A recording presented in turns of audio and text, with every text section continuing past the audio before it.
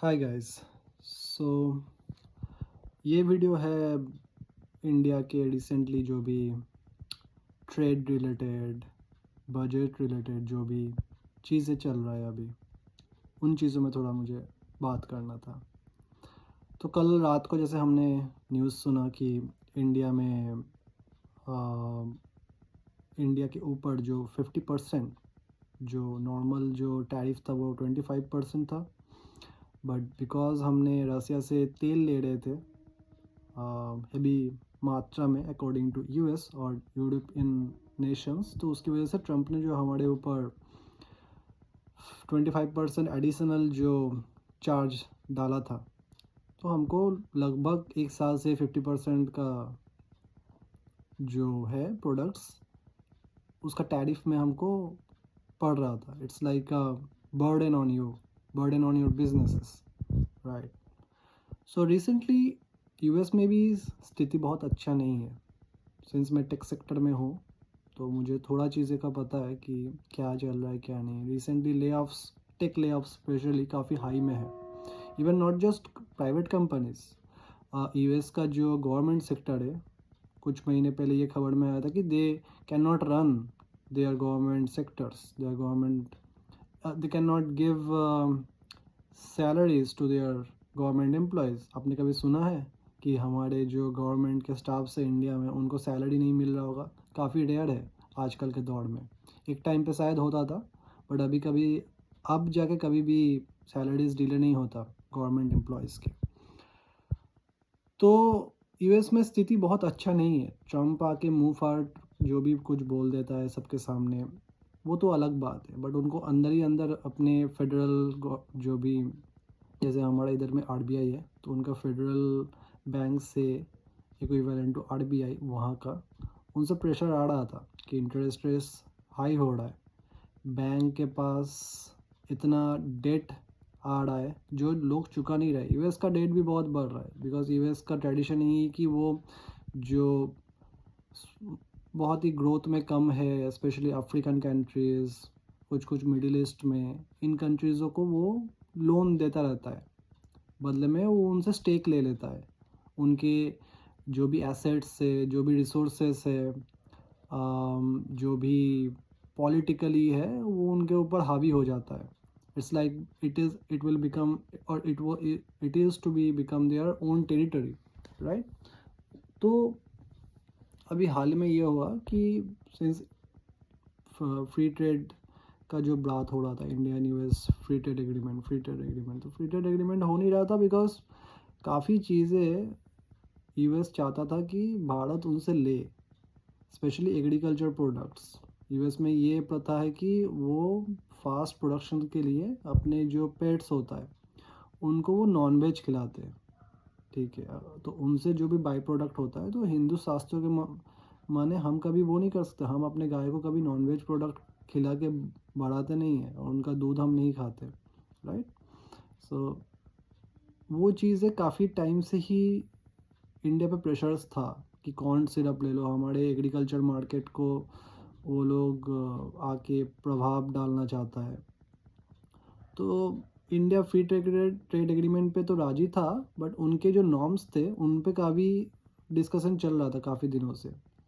उनके जो डायरेक्टर है तो वो आके कुछ भी बोल देते हैं पॉडकास्ट में कि इंडिया को हमने फर्स्ट में रखा था सिंस जब ट्रम्प आए थे, बट अभी जब डिले हो रहा है तो तुम इन बिटवीन उसमें नहीं अंदर आ सकते. तो they are basically doing a lot of things जो उनके हिसाब से चल रहा था.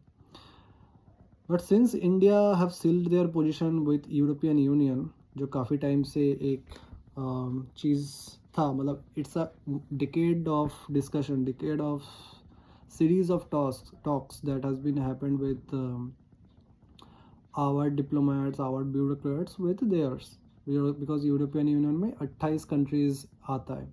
उन 28 कंट्री का जो एक सम्मत बोर्ड है उनको यूरोपियन यूनियन बोलते हैं. उनके साथ जब हमारा डील हो गया कंफर्म, ठीक है, अभी ट्रम्प प्रेशर में आ गया because India is the most stable market right now for the whole world. यहाँ पे टेंशन नेबर्स में है, बट अंदर में जो टेंशन है वो काफ़ी स्थितिशील है, जितना भी हम सोच लें। India is a great market for any foreign companies to put their money in and they could expect a return.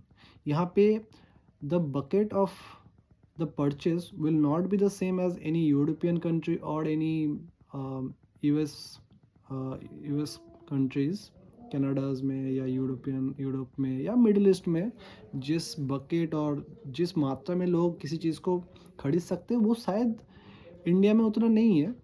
But India में स्मॉल बकेट साइज़ में आपको बहुत ज़्यादा यूज़र्स मिल जाएंगे आपका प्रोडक्ट्स खरीदने में। स्मॉल प्रोडक्ट्स, मोबाइल फ़ोन हो गया, मतलब मैं ऐसा नहीं बोल रहा हूँ कि हम बड़े चीज़ें लाखों करोड़ों का चीज़ नहीं खरीदते हैं, but ticket size relatively small होता है इंडिया में।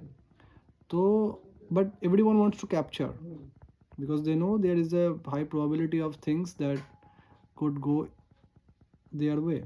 ठीक है, तो उसी सीन पे अभी क्या हुआ कि कल रात को न्यूज़ आया कि ट्रम्प ने एग्री कर लिया है after their discussion with Indian bureaucrats कि हम 50% का जो था चार्ज वो घटा के 18% पे कर लेंगे from day onwards. I guess कल रात से ही था, फाइन प्रिंट अभी नहीं आया है, तो हम कुछ भी स्पेकुलेट अभी करना उचित नहीं होगा because they have articulated that agriculture product हम खरीदेंगे, हम रसिया से तेल खरीदना बंद कर देंगे, वेनेजुएला का जो ऑयल है वो हम ज़्यादा परचेस करेंगे एंड प्लस यूएस से हम ज़्यादा एक्सपोर्ट करेंगे। सुनने में ये भी आ रहा है कि ट्रम्प ऐसा बोल दिया है कि हम 500 बिलियन का एक्सपोर्ट करेंगे, और सॉरी इंपोर्ट करेंगे। हमारा जो इंपोर्ट एक्सपोर्ट होगा वो 500 बिलियन का होगा, बट इंडिया तो hardly do 700 accumulating all the countries. तो मुझे ये नहीं समझ में आ रहा है कि वो ऐसे प्लेज कैसे कर चुका है। सो एनीवेज, अभी कुछ कुछ अपडेट्स आ रहा है कि इंडिया में सेल बैक रसियन ऑयल हम खरीद लेंगे आफ्टर टैरिफ रिलीफ। ये भी हो सकता है, जो मुझे लगता है कि हम रसिया से तेल खरीदना शायद ऑन पेपर कम कर दे, but will be heavily reliant on.